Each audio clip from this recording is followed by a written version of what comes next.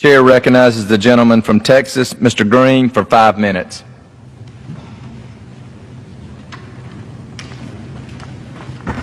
Thank you, Mr. Speaker.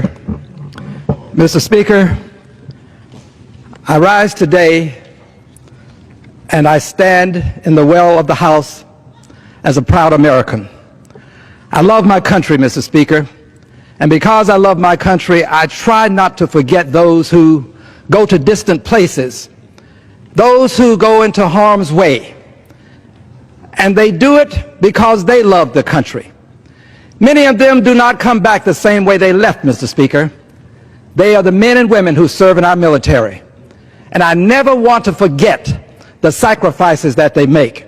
So today I want to salute and honor them for the many causes that they have taken up and for the many times that they have left their homes and their loved ones to stand up for liberty and justice for all, to make real the great and noble American ideals, to provide us the safety and security that we have today. But I also stand here today in the well of the House, Mr. Speaker, to announce my solidarity for justice, my solidarity with the Muslim community for justice, because I understand what it's like to be a part of a community that is treated unjustly. I lived through segregation in the United States of America. I know what it's like to go to the back door. I know what it's like to drink from filthy colored water fountains. I know what injustice looks like. I've seen its face. I know what it smells like. I've been in waiting rooms where only blacks could sit, and they were for blacks only because there were other places for others. So I don't want to see anything like that, similar to that. Anything that's remotely similar occur to someone else.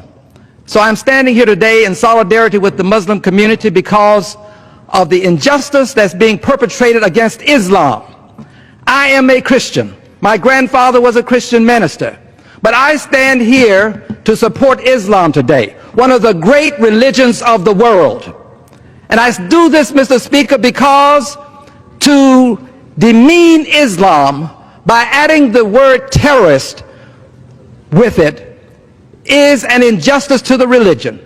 Islam is a peaceful religion. No religion condones the taking of innocent lives intentionally. Let me repeat this.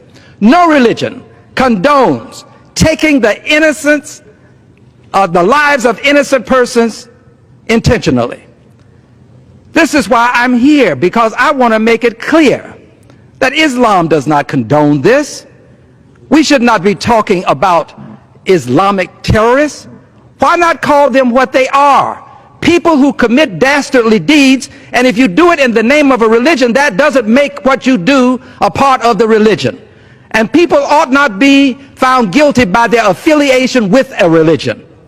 What these people are doing, ISIL, Al-Qaeda, Daesh, ISIS, by any name, is evil. And we ought to call it such. It is not Islam. And we ought not, as a result, decide that we are going to bar all members of the Islamic faith from this country. That would be wrong, Mr. Speaker. To even consider doing it is something that I find repugnant.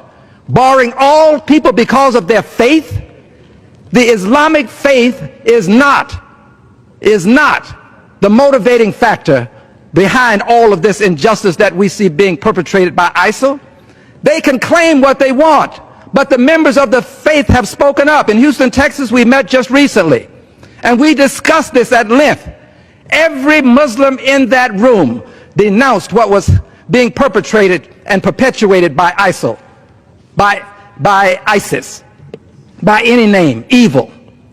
And we ought not do this to a great religion. I stand for justice, and I stand for justice for the Islamic faith. I believe that persons who are in harm's way in Syria and in other countries ought to be given an opportunity to escape harm. I believe that the Good Samaritan was right. The Good Samaritan didn't ask, what will happen to me if I help this person who's in harm's way? The Good Samaritan posed the question.